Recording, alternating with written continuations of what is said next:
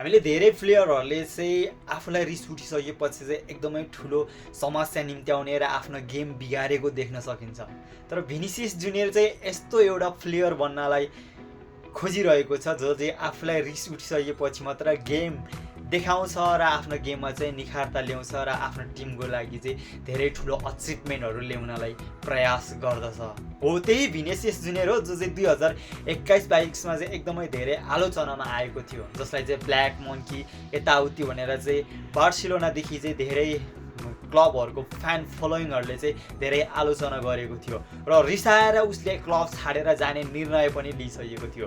तर पछि फर्किसकेपछि चाहिँ 23-24मा चाहिँ एकदमै ठुलो धमाका देखायो र उसले चाहिँ ब्यालोन्डरको नम्बर 1मा आउन पनि सफल भयो। तर कारणवश ब्यालोन्डर जित्न त सकेन, तर उसले त्यो लेगेन्सी छोडेको जुन लेगेन्स छ एकदमै स्मरण गर्नलाई चाहिँ योग्य खालको रहेको छ।